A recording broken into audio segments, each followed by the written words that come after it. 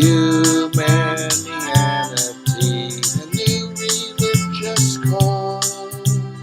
Humanianity, religion for us all. Humanity, now we all can see. Humanity, how much better we can be.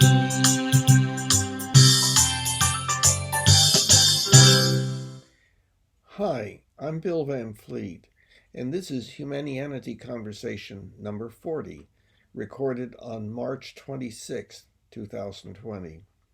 It is the first recorded conversation with Ben, a somewhat close acquaintance who has had some interest in the concept of humanianity and thought he might benefit from one of these conversations. We talked about an overview of the humanianity concept and how it is very relevant to the crisis that this coronavirus is causing, in that global cooperation involving ethical agreement as to what all of us should do has become essential to the fate of our species. We also talked about the strong oppositional tendencies that some people have that interfere with necessary agreement and cooperation. And we talked about the importance of accurate beliefs and the problems produced by the tendency to believe that which produces comfort, even if not accurate. And we discussed the possibility of exploring together the Mind-Body Problem book, available free on the humanianity.com website, to look for possible imperfections. Okay, well, so I guess. Go ahead. Oh, okay. Have you thought of any things that you would like to discuss having to do with the humanity idea? I don't know. I mean, I could maybe just give you some of my thoughts on the things I read, and I'm sure you have plenty of your own. Having read the I guess homepage a while ago, just like the explanation of what it is. It sounds like a maybe elaborate description of the idea of somebody being just trying to be a good person, to oversimplify it. It sounds like maybe like a concept that probably a lot of people don't completely have, but they're already kind of Humanian and don't even know it because they don't have the concept of what that means or what you've deemed it to mean. Uh-huh. So again, what do you deem it to mean? What does it seem like it means to you? Well, I guess what I read about causing, abiding by the HUEP and causing as much JCA as possible and as little PSDED as possible. Okay, well, I think I can clarify. That is certainly in the concept, but the concept, what it's talking about is our species is undergoing a significant psychosocial change. And even Trump voters, you think they're going through it? Well, that was a joke. That was a bad, ill-timed joke. Well, that's sorry, that's Trump voters. Yeah. No, the change I'm talking about in the history of our species, going back thousands of years and coming forward and then looking into the future. And we have undergone two exponential changes. Um, the first was the development of the essentially infinite capacity to use symbolic language.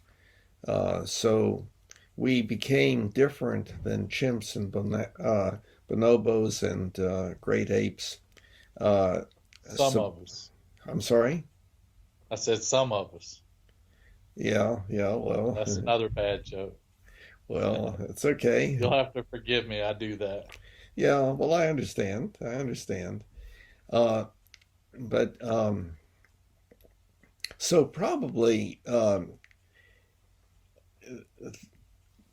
this is probably not an issue of a lot of interest for you. Um, you're not really intrigued by the idea, I gather. I'll go ahead and um, finish what I was saying. That the first exponential change was the ability to use symbols and the rules of syntax, Yeah. so that we now can uh, have much greater empathy for each other and much greater ability to cooperate because we can tell each other what it's like to be us and how to do things and so forth. And so that made us much more capable than any of the other hominids. Um, and then more recently was the development of the rules of logic and the rules of evidence, giving us our science and technology. And you can see that that's an exponential change that's going up. But the problem is that we are still hominids and we still do all the things that chimps and bonobos and great apes do, except in our highly sophisticated human ways. And and in addition to that, we've become extremely powerful. So we are in great danger of exterminating ourselves, as people talk about, in more Yeah, than one but way. those other primates you mentioned mostly exist in harmony with their environment, and they don't destroy their environment. That's what I was talking about. Yeah, which we are very masterful at destroying our environment. That's my way of putting it is that we've become very powerful. We are so highly capable now that we do indeed have a major impact on our on our planet and on our species and other species also. Yeah. Well, and I mean, you got a lot of different mind states out there. It's not like all humans are running on the same software. You have people who are very progressive and forward thinking, and then you have other people maybe not as much. And Mm-hmm. that's what I kind of you can apply that to what I call the human behavioral spectrum. Mm-hmm. And you got everything from uh, murderers and molesters and to thieves and crooks to regular people that don't really cause any major harm but don't help very much to pretty good folks who work and pay taxes and help out people when they can, do as much as they can. That's probably kind of the category I fall in. Then you have humans that I've met a few of them that are such wonderful creatures, such gracious and benevolent creatures. They're almost angelic, and so you can't say just humans do this, even though in some ways we more so maybe do something or generally kind of do something. Everybody does something different, and it just depends where they fall in Mm-hmm. that spectrum, what their behavior is, and then that goes into a whole nother area of discussion about, well, why is their behavior that way? As if their genetics, their upbringing, their their environment, their culture. You know, like I said, that's a whole nother discussion area. Uh, yeah, well, actually, it is really kind of in the same area that we're discussing.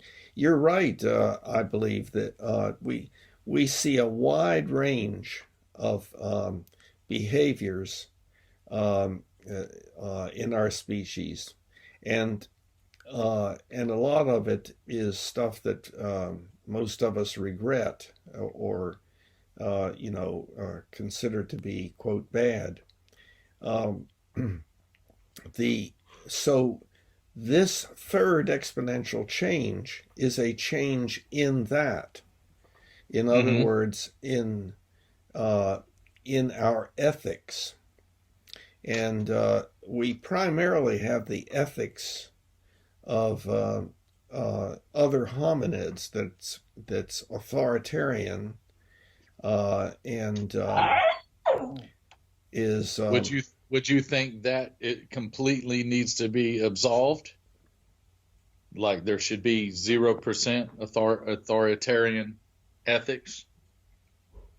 I don't I don't think that we ever have um, uh, complete 100% anything. But the question is,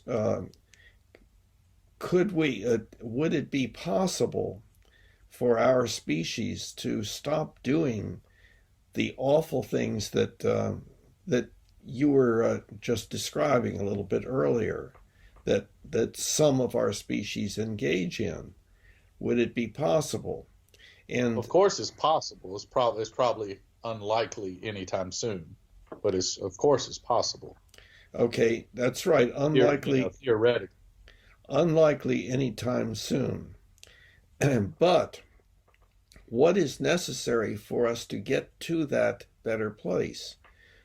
I would say we have to understand what is happening and understand how to modify it.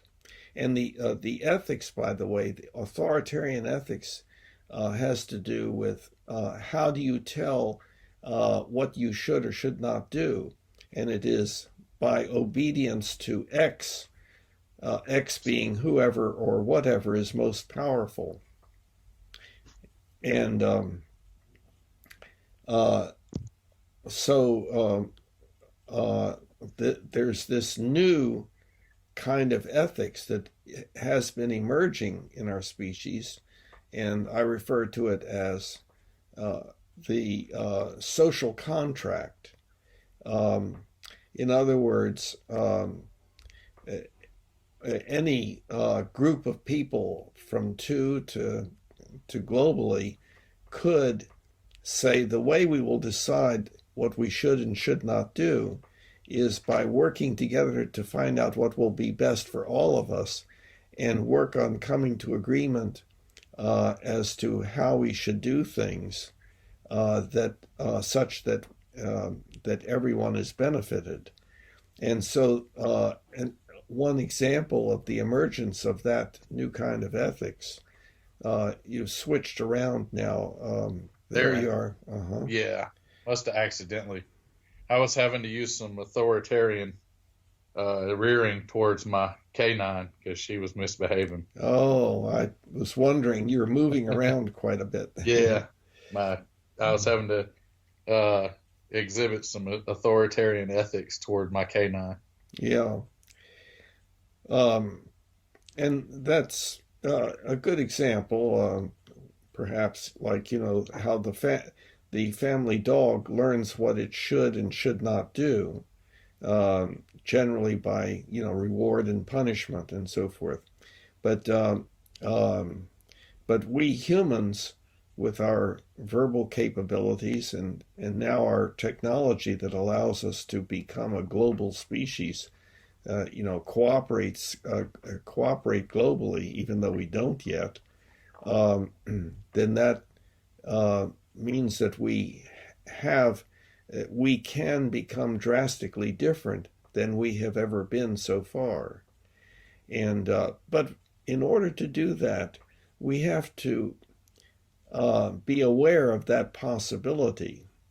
And for most people, what the way that we live right now, uh, with its wonderful and terrible characteristics, is just the way things are.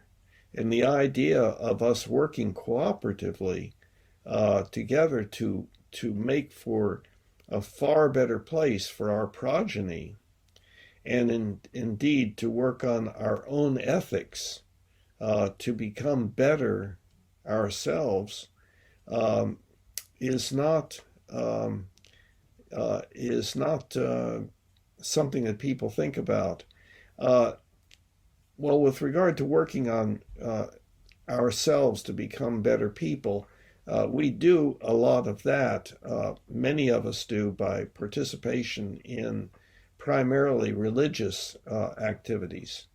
But then the religions, of course, have various problems associated with them because they began in ancient times, most of them, or at least a long time ago, and they don't easily change. And our ethics needs to change and grow. And so sometimes that aspect of the religions holds people back. But on the other hand, that is the reason that people go to religious organizations, is to lead a better life, to learn how to live life better by getting ideas from other people, either presentations, sometimes called sermons, or studying of literature.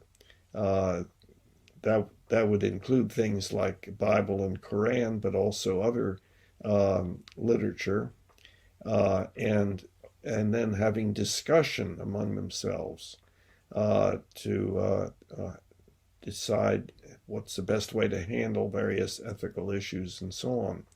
But that so far we're not very good at that, and so the idea of becoming drastically better at that and really devoting a lot more time to what is really the most important project that we can engage in, improvement of ourselves individually and as a species and all in between.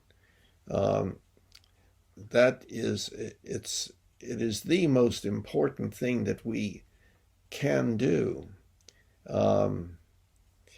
in one sense. Now, in another sense, considering time management, we have all sorts of things that we have to do that are not of that nature. We have to do our jobs, and we have to, take care of various things, and so on. And currently, of course, we're having to really modify globally our behavior in order to deal with the coronavirus issue.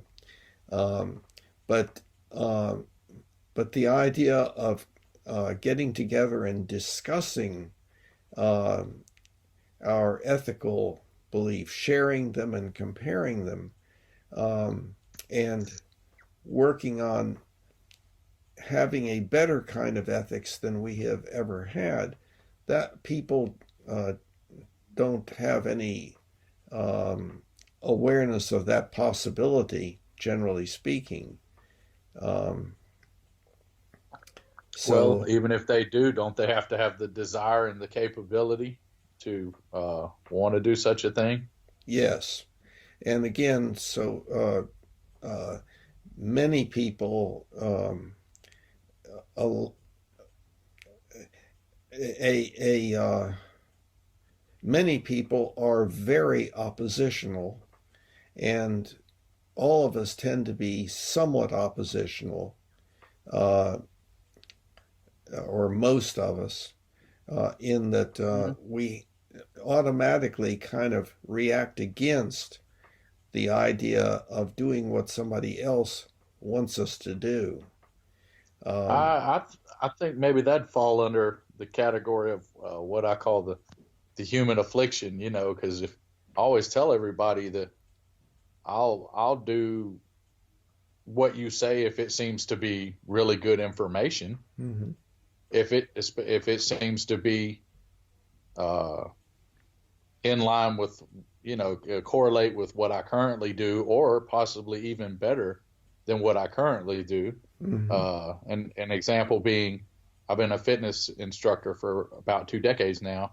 Mm-hmm. I used to do my training one way, which was pretty good. It yielded a lot of good results over years. But then a couple different friends of mine actually kind of turned me on to some new methods and techniques that I've actually found to be even better Mm-hmm. than my old way of doing things, which was still good, which was still very productive and beneficial. But then this new method of training I've been using more recent years is even better, has even better results, even more effective and more safe. So you Mm-hmm. could apply that to any philosophy or methodology of doing things. Okay, we've been doing things this way for a while. Uh, Obviously, if something's not working very good at all, you don't want to keep doing that very much longer. You want to try to find a better way. But okay, even if things are going pretty good, but okay, here's this new methodology or ideology that says it's even better than the current. Well, okay, if I look at things from an enlightened viewpoint, from a viewpoint of intelligence and not ego based, but I want to do things the best way as possible, then I'm going to be open to that. Mm-hmm. Yes, and maybe the way that I stated what I stated was not optimal. Uh, the uh, the the phenomenon of being oppositional, um, there's perhaps a wider range that many people are not particularly oppositional, but many people are extremely oppositional, and and all in between. It's The phenomenon is one like nobody's going to tell me what to do kind of thing. And that can interfere with people indeed benefiting by what other people have to say. But not everybody is oppositional to that extent, and perhaps many individuals are um, n- not oppositional to any degree such that you would ever refer to them as oppositional. So, Yeah, so I maybe kind of overstated something, but I think this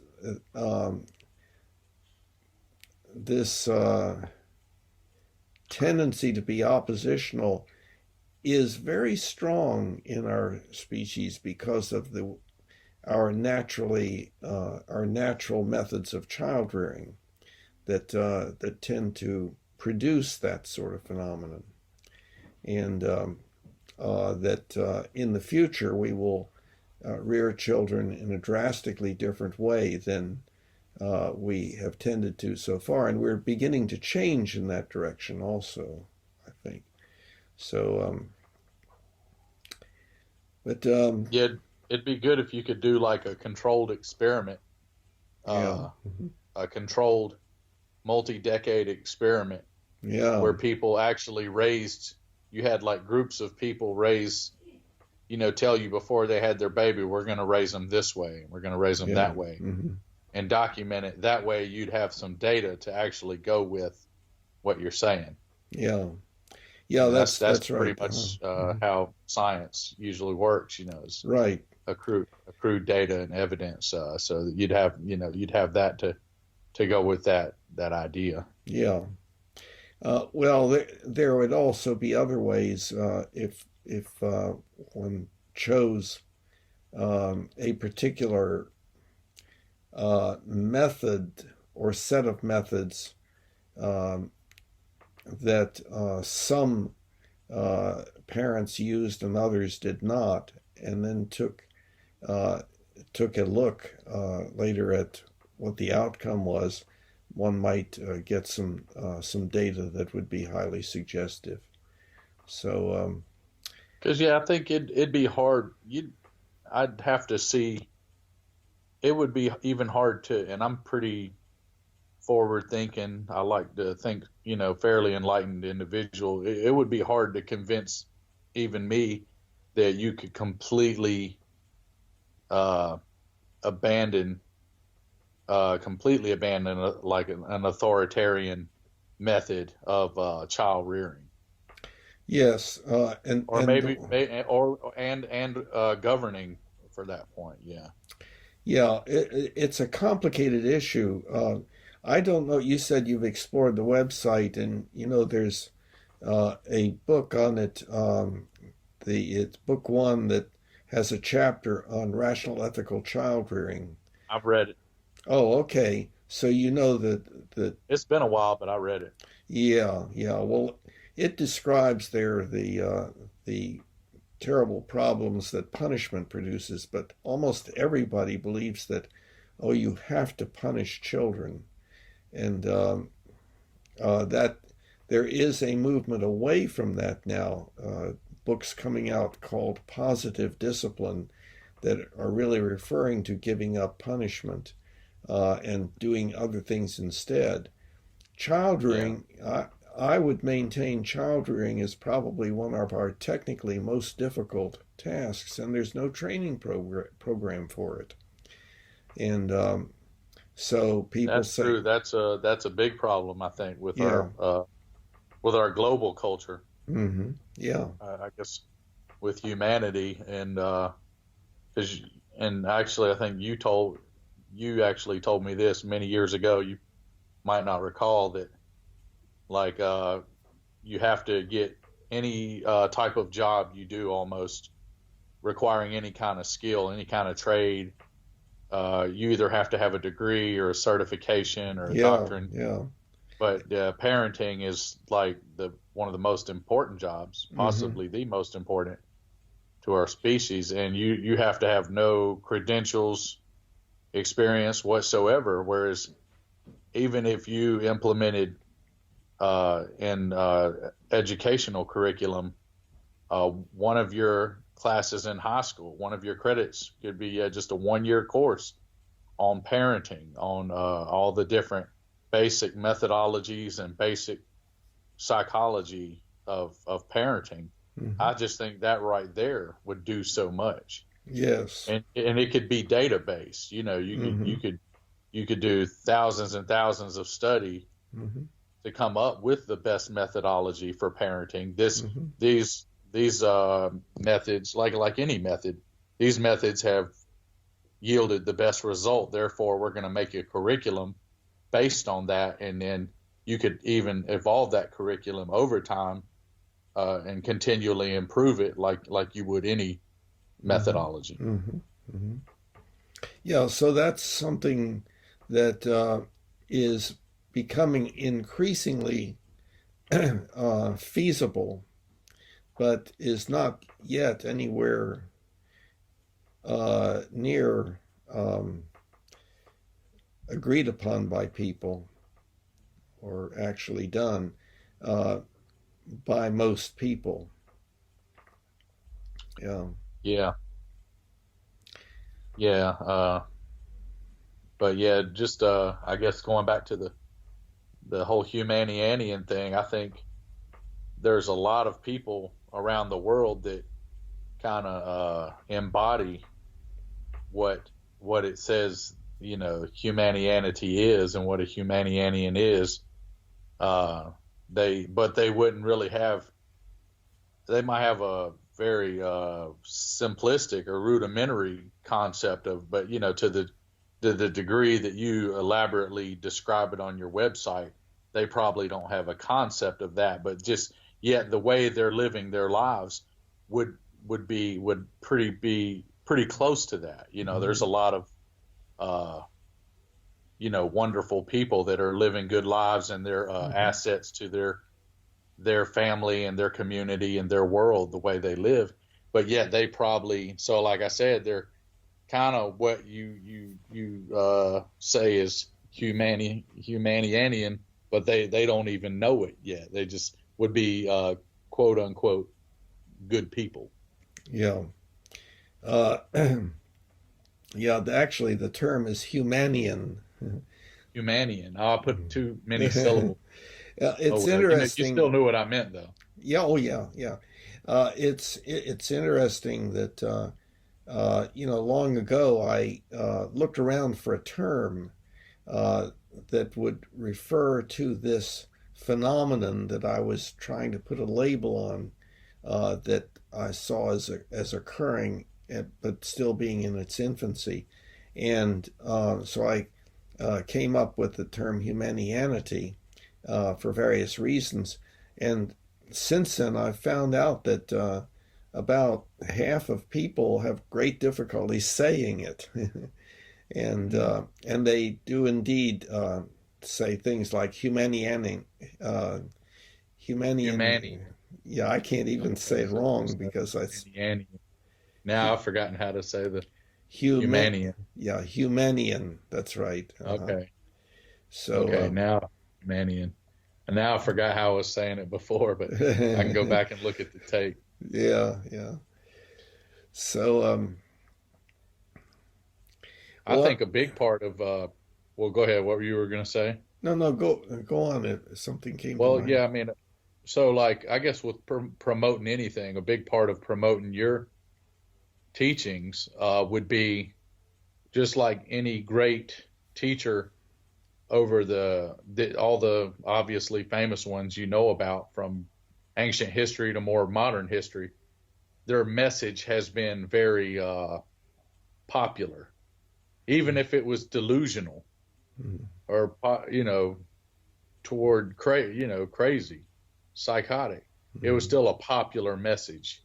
It still evoked a lot of inspiration and passion amongst people Mhm. to be involved and follow it and become a part of it and manifest it to what it was. And you could look at all the religions and all the modern political movements and things of that nature, and you'll kind of see what I'm talking about. So yeah, anybody that was really successful promoting an idea or some type of religious or political agenda or any type of great teaching is because it has like they have a really strong selling point. They have a really Mhm. inspiring idea, or something that whatever they're promoting is something people are really interested in and passionate about. So you Yeah. would need to set up and promote your thing in that type of fashion. Yeah, that's a good point. Point number one in this, I don't regard myself as a teacher. I regard myself as an advocate for an activity, um, because, like, uh, to be humanian is just to be committed to trying to live one's life consistently with the Humanian ultimate ethical principle. But how to do that, there are all sorts of different opinions. I have opinions, but other people have different opinions. The, what I think is that, living in rational consistency with the Humanian ultimate ethical principle, uh, I think kind of entails people sharing and comparing their ideas. Um, that's a very important uh, um, part of being Humanian. And let there be light. Yeah, Yeah, I'm turning on a little bit of light because it got dark. yeah, it Now, was pretty dark. now you can see me more. Yeah. Hmm. Yeah, but they always tell everybody an opinion's only as good as the intelligent information you can provide to support that opinion. Well, So that's right. So the when proof, people, the data you have that goes with that opinion. So it's mm, like, uh, all right, I have an opinion that you do this and this to build lean muscle and make your body, mm, have a high muscle density, high muscle mass, low body fat, uh, high, good bone matter mass, optimal, higher mm, level organ function. But my opinion about that is pretty high quality because I have the data that goes with that opinion. I have the results, the proof to show. right, right, And you could apply that to anything, an opinion. So if I say eating jelly beans is good for curing a headache, yes, right away that doesn't sound too intelligent. It's good for getting cavities, mm, and they taste good if you like sugar, um, but yeah, they're not going to cure your headache unless they happen to be uh, ibuprofen jelly beans or something yeah, like that. yeah. So I was Well, like, yeah, well, but there is a question here about whether that is really true of everything. Um,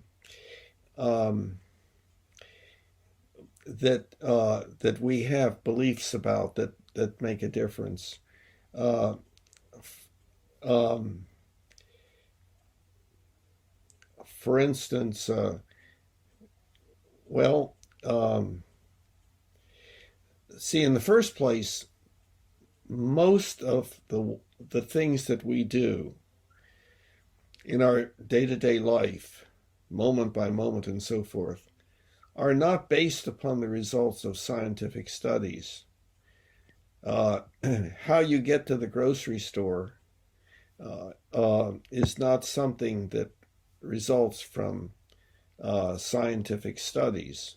It results from your personal experience. And right. then there are things like, if we take, excuse me, um,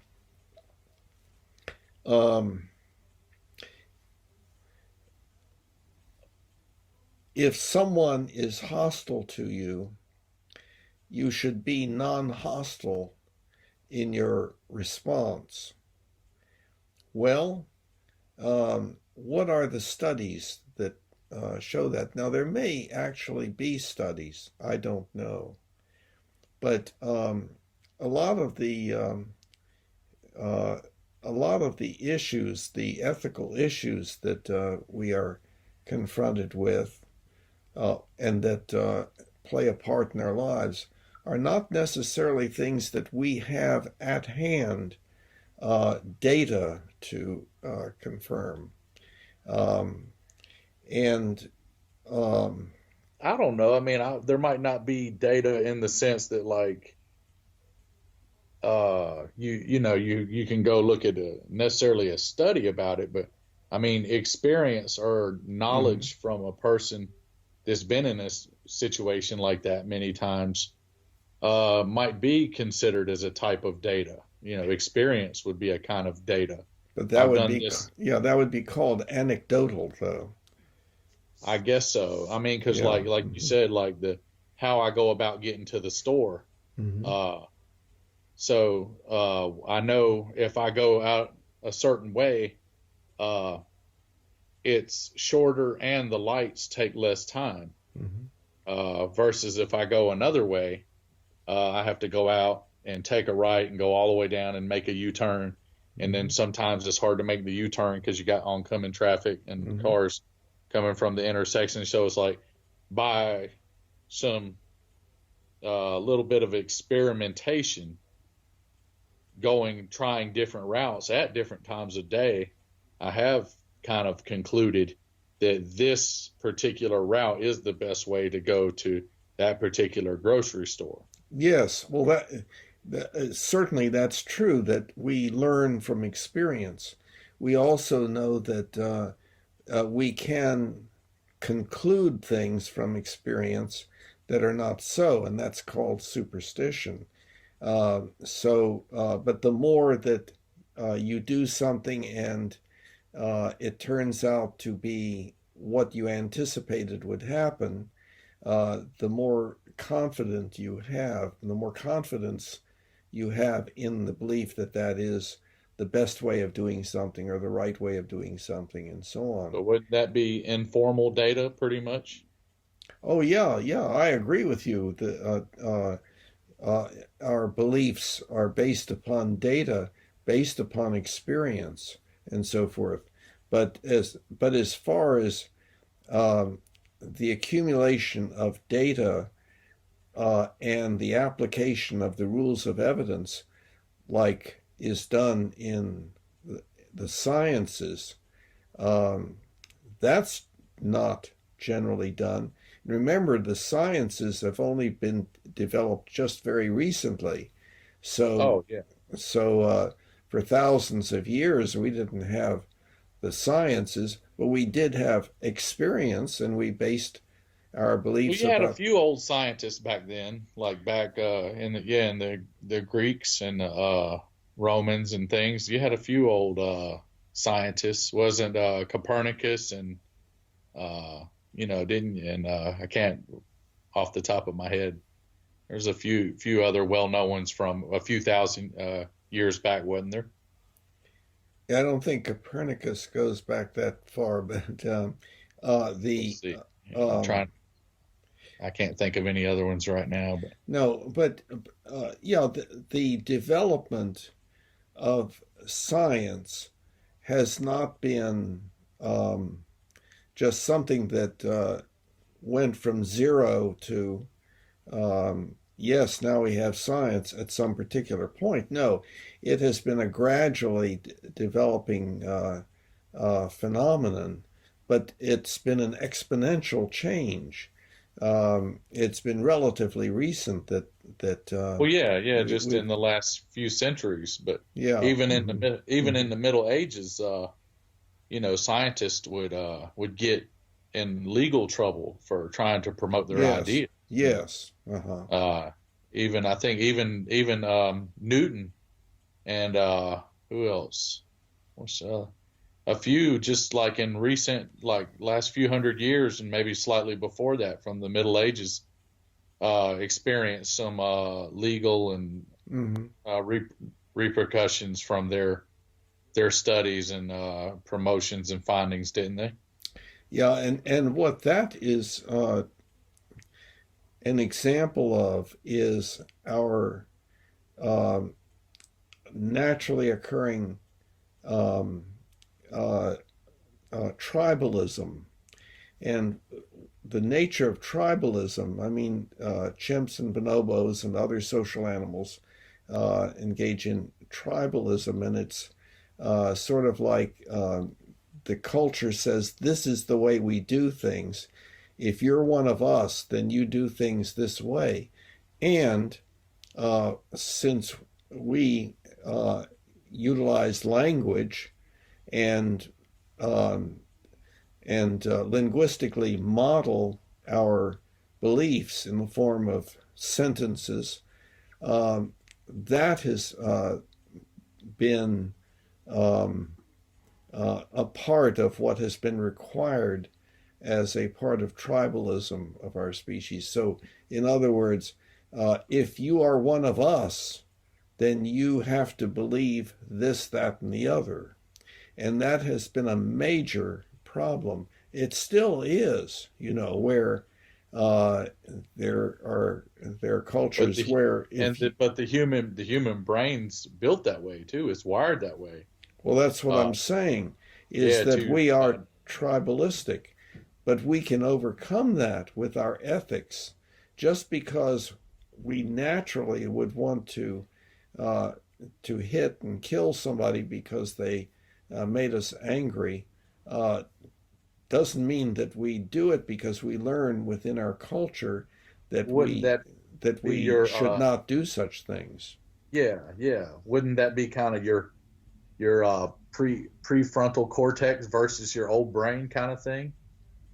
Because it's Well, like you constantly have urges or feelings or uh, things of that nature, but then you don't always do them. Yeah, You say, well, okay, that's right.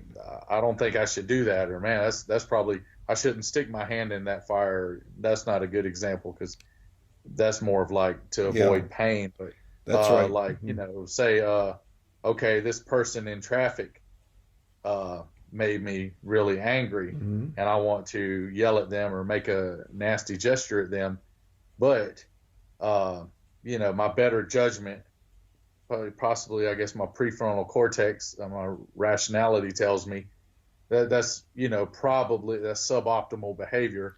That's Yes. probably Mm-hmm. not worth the potentially bad outcome that could come about from behaving that way. So it'd be Mm-hmm. a lot more optimal for me to just let the person who did some rude thing in traffic just go on. Mm-hmm. That's going to make a lot less trouble and hardship for everyone. But Yeah, then yeah, and you may have the ethical belief um, I should not be hostile to people who make mistakes or do things that are um, not regarded as nice things to do and so forth.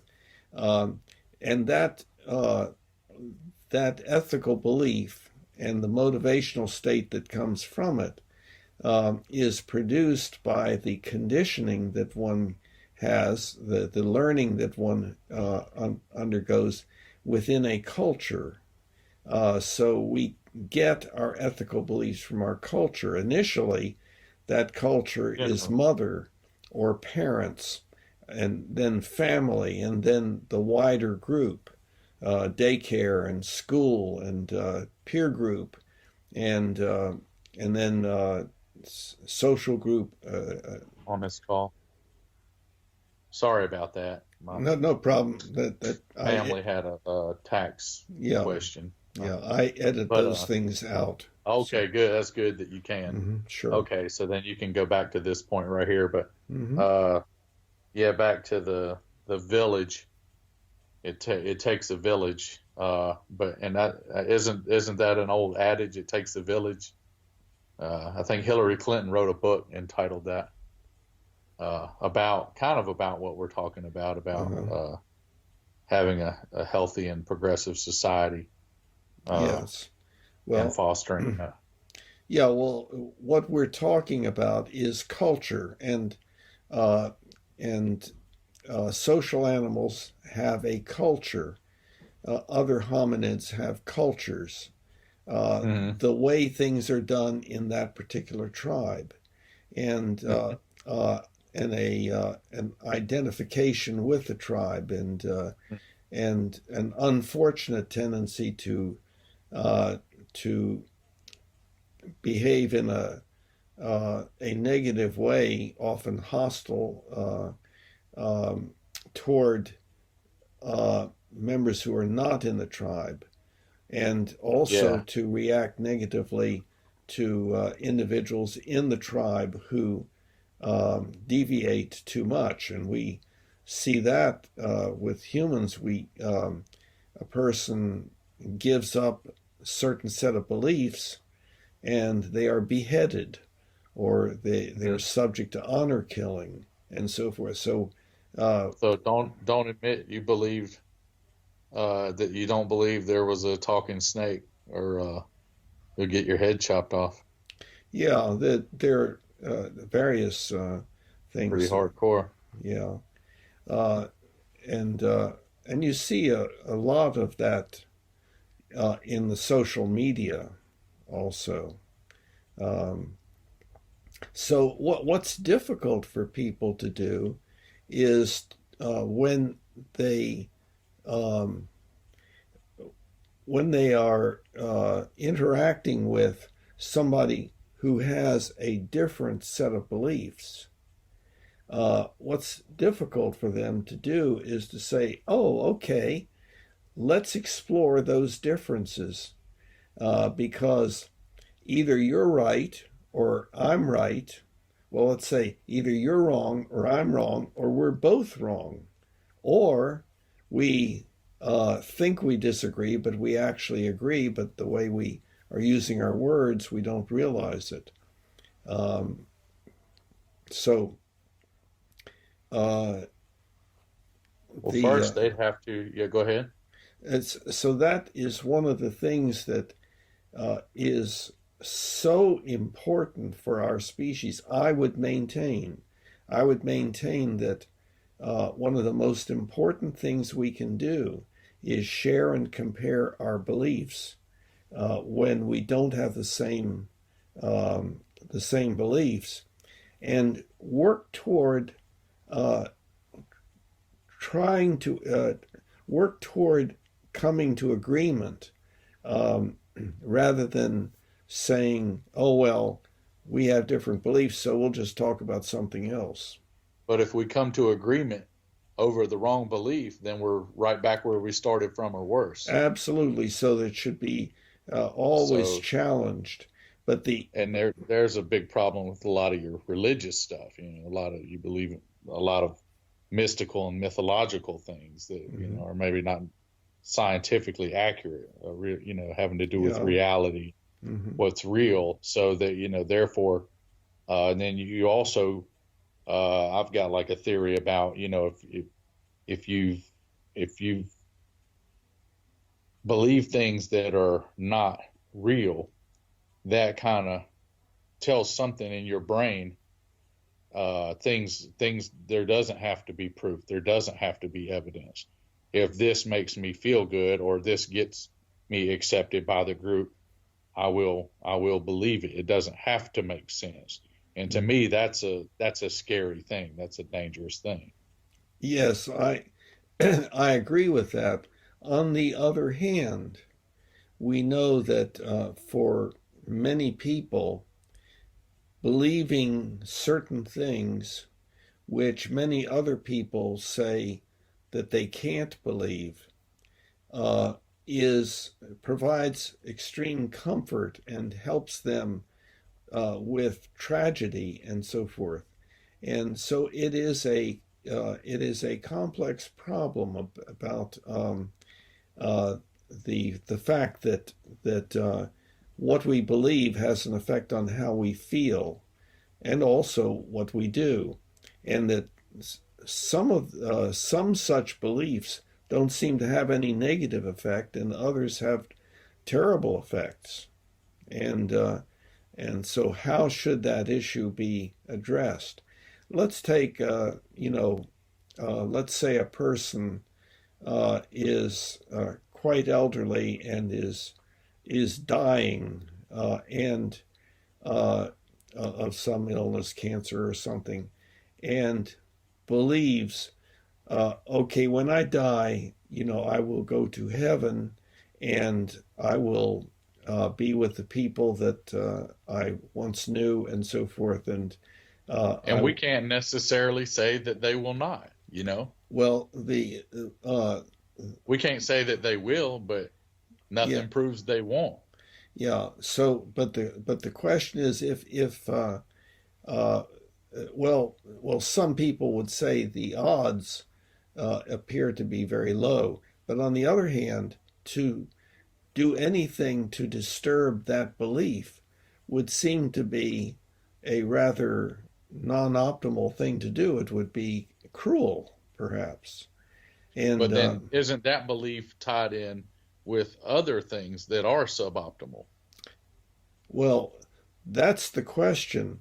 So, yeah, I agree with you that that's a very difficult question. Um, I think that many people do have beliefs like that with no um, associated beliefs that actually create problems, but others have such beliefs that do create problems. And this is a big problem for our species. It's a big problem for how we can, how we should relate to one another. Yeah. I mean, it seems like a lot of these beliefs could kind of dilute and distort the brain to be, irrational and behave in a suboptimal way because of something you're expecting, something that we don't know for certain, versus behaving in a way that you're gonna live your best life and your most optimal quality and longest, life here, based upon your behavior. We know that if you behave in certain ways, your chances of a higher quality of life and longevity are gonna greatly increase. We have a Mm-hmm. lot of very conclusive data for that. Mm-hmm. So it's, a more rational mind would go a lot more in that direction. Mm-hmm. Uh, Let me exercise, let me eat healthy, let Mm-hmm. me get my rest, let me keep my stress levels low, let me think and behave and live in a positive way. Mm-hmm. All those things, there's a lot of very strong conclusive data that all those things will foster a high quality of life and longevity. Mm-hmm. Yeah. I guess you can add it up to this point because the corona thing's kind of relative to what we're relevant Mm-hmm. and relative to what we're talking about, because this whole thing has come about due to suboptimal behavior, suboptimal choices. Well, in part, yeah, yeah. I mean, yeah, it could just be a bad series of coincidences, but apparently more could have been done to Yes. Mm-hmm. greatly decrease what is going on. Yeah, and that's a good example of uh, how powerful we've become, how global we are becoming. It's like I doubt that there's hardly anybody who is not aware of um, the necessity for altering their normal behavior uh, because of this problem. And so we're seeing an unusual amount of cooperation, global cooperation. Um, it's in response to a highly unusual and very threatening problem. Wouldn't it be great if we responded that way with regard to everything? And of course, that's not, we are extremely tribalistic. We believe in domination and fighting and, uh, uh, as a way of establishing order. Um, Well, historically, people do, but I would say this more now than ever. There's a lot of people who don't believe in those things, I myself being agree. I included. agree. Yeah. And that Uh, is the emergence, that's one example of the emergence of the humanity phenomenon. See, yeah, yeah. that's You should. exactly right. Yeah. It's funny that the humanity and the Humanian concept is very, very close to the concepts, the behavior, the way you're supposed to behave when you do martial arts training, different types of martial arts, different types of karate and kung fu and things. Uh, taking some of it years over the years. It's funny because you learn combative techniques, but the irony is you're taught not to fight. Mm-hmm. You Mm-hmm. see, so it's like you learn all these combative techniques, but then you learn them in a very honorable way, that you are to only use this to defend you, to physically defend yourself, Mm-hmm. or or maybe if someone were trying to attack a woman or some children, Yeah. you, Protect you would them. use it. Mm-hmm. You would use it to protect something good from something bad, or Yeah. defend yourself from physical Mm-hmm. harm. Mm-hmm. Those would be the only circumstances you could ever use these techniques. So it's kind of a beautiful. It's like a beautiful enlightened irony. We're Mm-hmm. going to show you all these dangerous things, but now you can only use it for the purpose of good. Yeah. Mm-hmm. You know, so it's kind of weird that way, but it's a beautiful ideology, because so Mm-hmm. then the two uh, one of the most dangerous guys I've ever known, a friend of mine's brother, he's like fifth and sixth degree black belts in a few different disciplines. And I mean, this guy could just, probably break a large man, under a second or two, just really severely. But I don't even know if it would be the only way you could maybe start a physical altercation with him. You'd just literally have to pounce on him or physically attack him. Otherwise, he's so calm and so friendly and so peaceful, and so it's kind of funny that it's kind of like that kind of correlates with your and my over the years just studying all that stuff and other philosophical things, my mind, mind, brain, that's a whole nother conversation. Yeah. I finished reading that book too, by the way, or I did the audio book, but yeah, my mind has become that way. Like when I was younger and more volatile and more impulsive and reactive, maybe in a situation where somebody was being aggressive to me or being rude or ugly towards me, I would react in an adverse way and maybe be that way back to them. But as I've gotten older, more calmer, more enlightened, people do rude things to me all the time. And I've realized over the years, most of the time, a majority of the time, they're not even trying to be rude. They're just being thoughtless. They're just not thinking. They're just not being thoughtful. It's automatic behavior. Yeah, and they don't really mean no harm or ill will towards me. They're just not thinking. Like you said, yeah, it's just their behavior pattern. That's their modus operandi. So, well, we have very sophisticated ways of being hostile that no chimpanzee or bonobo can engage in because they don't have language. Like sarcasm or passive aggression. Yes, yeah.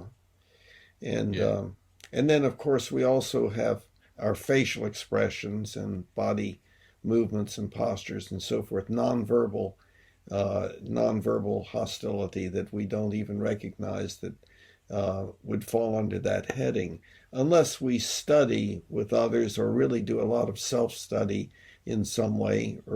And generally speaking, we really have to get new ideas from other people.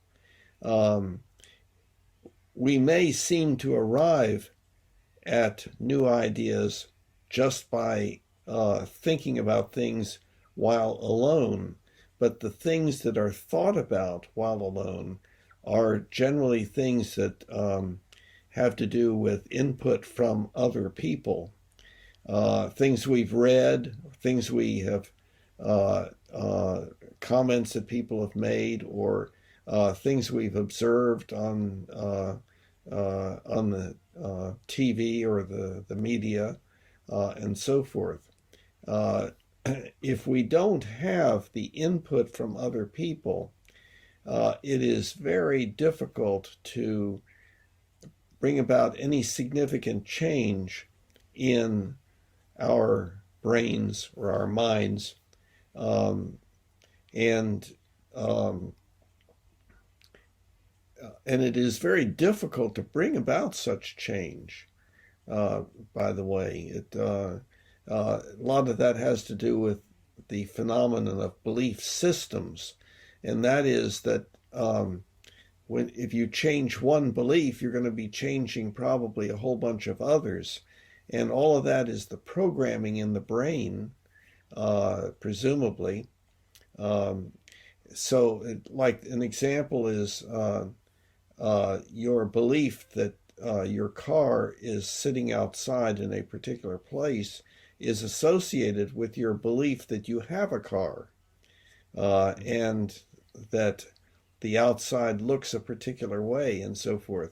So, in the same way with ethical beliefs about what one should or should not do, it can have implications far beyond the specific area that one is thinking about at a particular time. And so it's very difficult to change. The term cognitive dissonance refers to that. And, okay, yeah. so to believe this produces a problem because that kind of means that this other belief that I have is, quote, wrong. But then if that's wrong, maybe other things are wrong. And gosh, I could be completely wrong. No, I can't accept that. So I just have to. And psychologically, people do not like that. You know Right, that. right, exactly, yes. And And that is something that can be overcome ethically, but we don't have that as a strong belief within most of our cultures, that we should always be open to questioning our own beliefs and to welcome other people challenging what we believe. That's generally not not believed in by people. And in fact, for many people, it's kind of the opposite. I have my convictions. You'll never get me to change, and so forth. And if you don't like what I believe, just go somewhere else, or just we can just stop talking about this and so on. because like you said earlier, people have attached their mental and psychological comfort and security to those beliefs. Yes, including the comfort and security of knowing that one is consistent with one's culture, one's tribe. Again, the tribalism. The dopamine released in your brain when you're approved of by the group. Yes. By the other monkeys. Yeah, that's right. That's right. Yeah. See, I study a little bit. Yeah. Yeah. So, but I always tell everybody my beliefs are kind of easy. It's kind of easy because I just believe what's the best evidence to this point. But by evidence, you also mean anecdotal evidence, right? In other words, no, I would say no. I'd say strong data, like strong data. Even if that data is just a series of experience anecdotal or experiments. I guess you could call it anecdotal, but I could still basically write down the data that come from the experience. So, I mean, it's still kind of data. I mean, it's data stored in my brain, just like your brain is. All your brain is a 3.5 pound organic computer. You know that. That's essentially what it is. And that's what people don't realize. You have this supercomputer inside your head. And it can be your best friend or your worst enemy.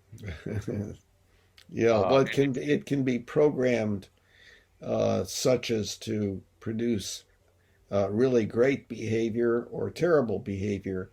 Great and terrible meaning consistent with or not consistent with the Humanian ultimate ethical principle. Bad behavior causing pain, suffering, disability, and or early death. And good behavior causing joy, contentment, and appreciation. And think about good behavior. So it's like, good behavior, eating a certain way, exercise and being active, getting a proper rest and sleep, keeping your stress levels low. Lifestyle. Your lifestyle, the way you choose to think, the way you choose to behave, and the way you choose to live your life, and the way you choose, provided you're of able body and sound mind, the way you choose to affect yourself and your environment and your world. Most, like I said, if somebody is of able body and sound mind, they don't realize, but if you're in a free world like we are here in America, you have, well, not so much right now, right? But pre and post coronavirus, you have the ability to choose all that stuff, but it's knowledge and maybe some enlightenment that I guess that knowledge would be kind of tied in with one another. that's going to bring about those things and foster those things, and that's basically, I guess, and that's why it never would bother me to have anybody challenge my beliefs, because my beliefs are all based on what the best proof is to this point. So if what you're saying sounds intelligent and beneficial, and good and benevolent, I'm willing to hear it out. Just like I read your book for everyone. I listened to the audio book, the Mind Body Problem. And I took some things away from both of them. But and some of it was stuff I already had concepts of, and then some of it maybe gave me new information or slightly different perspectives on previous concepts or things I thought. But go ahead. We ought to mention that those books are available free on the website, so that anybody who's viewing this video can know that they can read those books if they wish.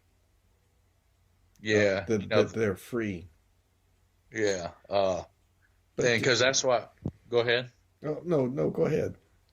I was going to say, the whole mind-body problem, would some of that not be, and I guess I'm kind of maybe to myself playing a little bit of devil's advocate here, because I actually do believe in some type of universal consciousness or something like that.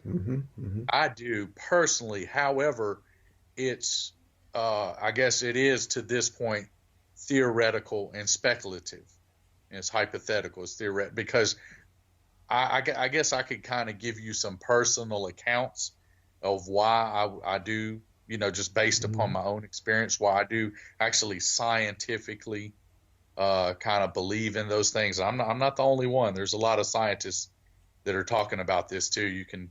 I send you some of those links and stuff about it. Okay. But I'll send you some more. But I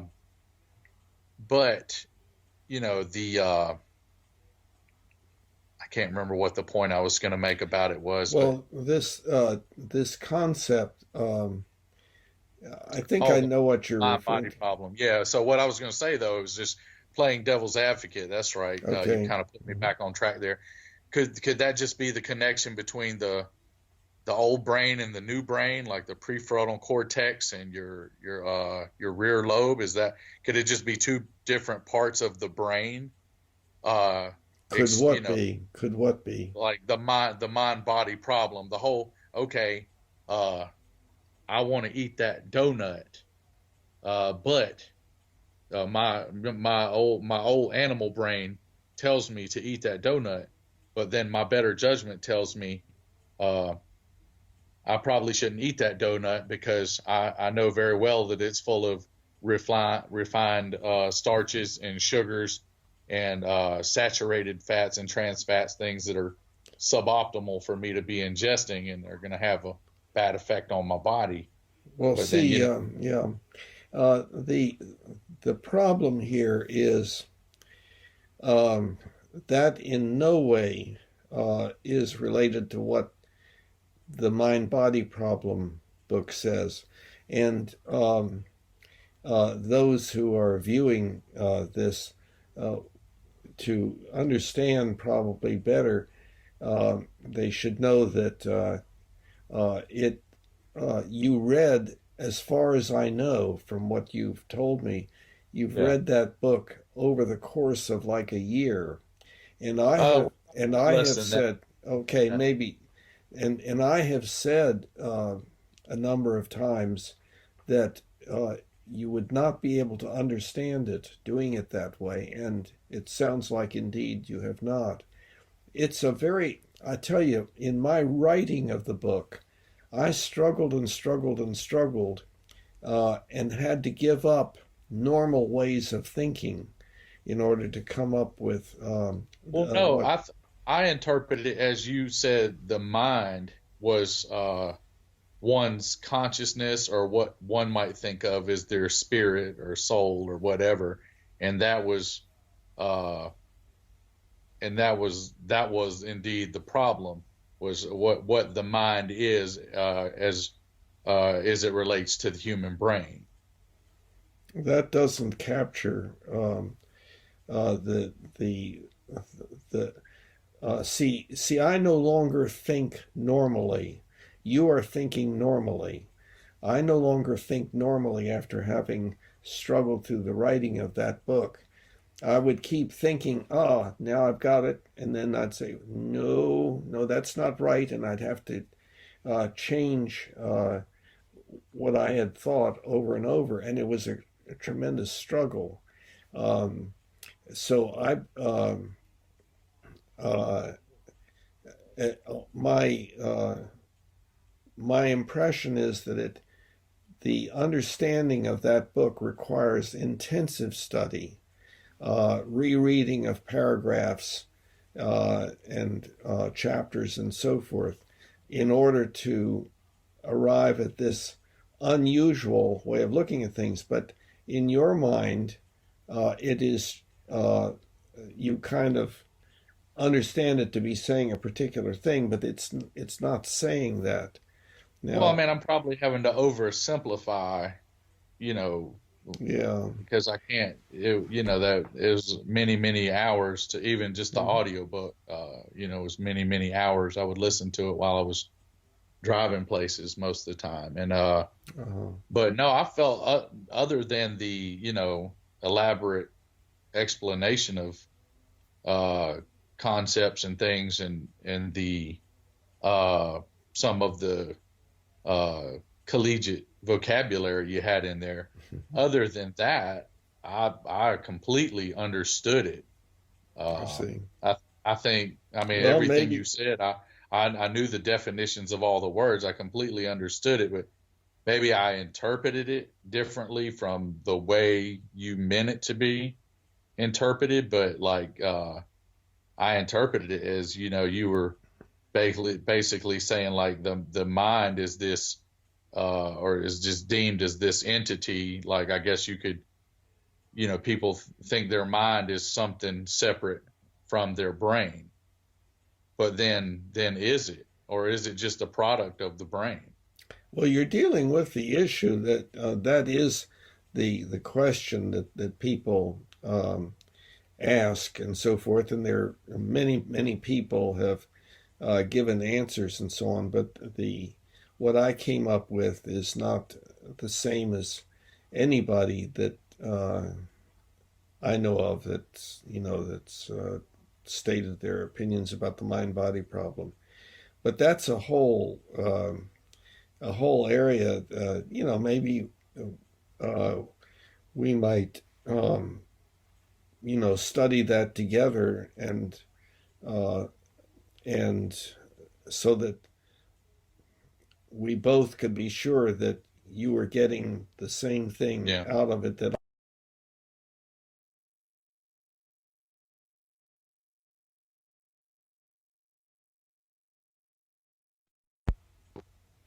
Are you still there? Hold on. Yeah, yeah, something went wrong.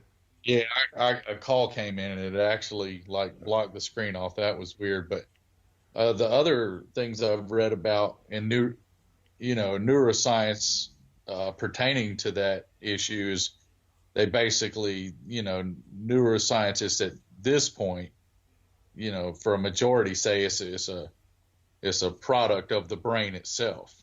Yeah, It's a I know. by I understand. brain. I understand. Consciousness, That's what people say. consciousness, the mind is a byproduct of the brain itself. Yeah, Like, but that's an and it, assertion that doesn't.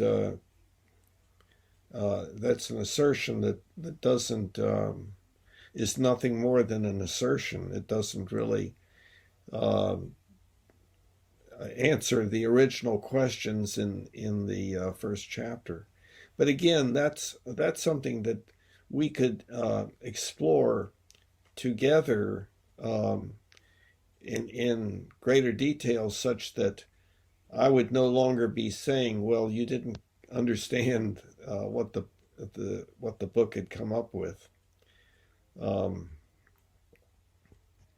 Yeah, I had to plug you in because my phone's about to die. But Yeah, I understand. yeah, but yeah, I mean, we could do another Uh-huh. one of these sometimes, or if you want to. But like I said, I read the whole thing. I felt like I understood it well, but Yeah. uh, anyway, like I said, it's probably like everything. Everybody's gonna interpret things slightly differently. Yeah. Uh, but it would be uh my my thought that something does actually exist, even though it could be consciousness, and that could be a product of the brain itself. I believe there's still something beyond that. But the great thing about that for me is I believe in, if you, I guess, it kind of goes along with your Humanian principle.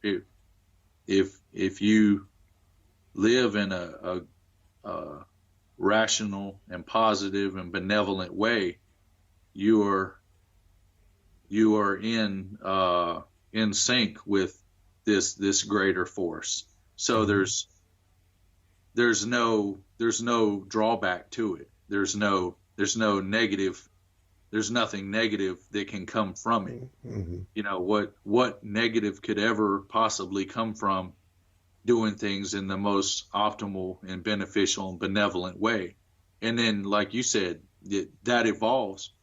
Just like I know how to do things better now than I did 2 years ago and 4 years ago and 10 and 20 years ago. I know how to do things a lot more optimally, a lot, Mm-hmm. Mm-hmm. lot positive and a lot more rational and progressive way. That's my belief system is such that that will continue to expand and progress, Mm-hmm. Mm-hmm. and so that's why I kind of stick with that, because it has worked so well. Uh-huh. Yeah. So Yeah, and and I'm and sure your that's Humanianity does for you. mhm. Well, I have I am Humanian, and I have a whole bunch of uh, beliefs myself that other people may not agree with. For instance, the mind body problem book, maybe it has errors and problems in it, and so on. So I do welcome critiquing of it, and but the critiquing that I ask people to do is to let me know of the very first sentence that seems either incorrect or unclear. And um, Yeah, but and I had people, questions about a few chapters, something in a few different chapters, and I'll go back over this time that we're kind of everything's kind of slowed yeah, down, and I'll give you the exact sentences no, not sentences. or paragraphs, No, whatever the no, information is. the first sentence.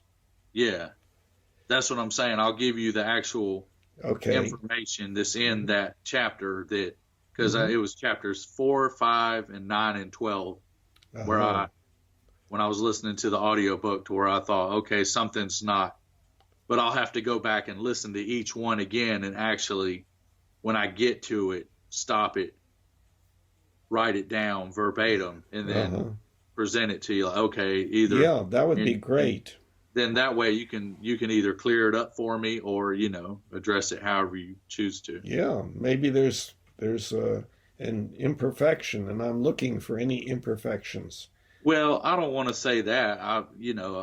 That would maybe be overly critical, but I think it would No, be no, more like, don't worry about that. No, I yeah, want any criticisms. I want to hear them, and uh, so that maybe I can edit something and make it clearer or something. Or maybe I'm completely wrong, in which case then I'll benefit from that. So, well, but if you have a lot of proof and evidence, a lot of good data to go with your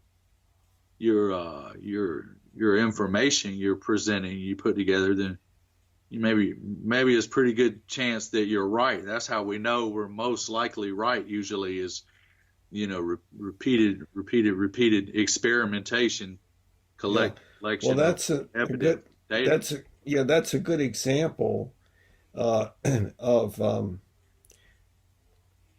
how the book is substantially different from other books. It does not outsource to data, to studies, to uh, other people's ideas and so forth. It is an effort to approach the whole thing such that uh, it holds together and seems correct to just on the basis of what is built up in the book. It's hard to put into words, but there is nothing in the book that says, based upon such and such a study, where you'd have to go out and then check that study to see whether it was a good study or not, or anything like that. The book is supposed to be self-contained. That's one unusual thing about it. But you still had to have a pretty good feeling that you were more than likely correct about these ideas to write the book, though, right? But it's but the ideas, it's the nature of the ideas that we're talking about. It's hard to describe this, but if you and I decide to delve into the book, then I think it'll become clearer. But I don't do any outsourcing to well, you have to go read such and such in order to understand what I'm saying here now. So yeah, I think I did and have to look up. my statements about this are highly unusual, and I know most people or many people would say, well, there's no reason to read the book then if that's so, and so on. So, but anyway, again, that's we can work on that. That would be a good thing. Are you? We've had a pretty long conversation so far, and I don't know when. Is there anything kind of left over that right now that you think that we should cover? Nothing I can really think of off the top of my head. I just wanted to kind of, make a somewhat of a contribution to your archive here. Yeah, that's great. So I really appreciate it. Hopefully, I did something that can help things along.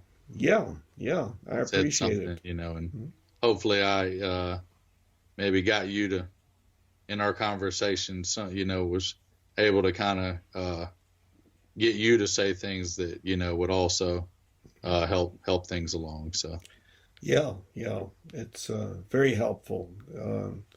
Helps me in the clarification of my own ideas to try to express them to other people and so on. So really great.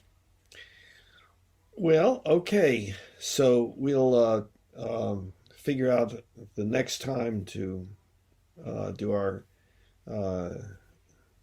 discussion or conversation.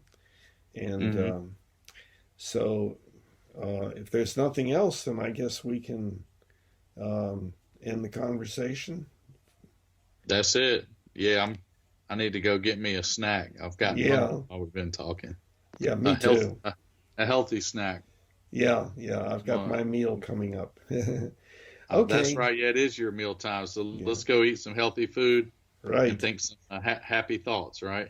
There you go, man. Okay. You guys stay safe over there, Doc. Yeah, you too. Take care. All right, buddy. See you later. Now we all can see humanity, how much better we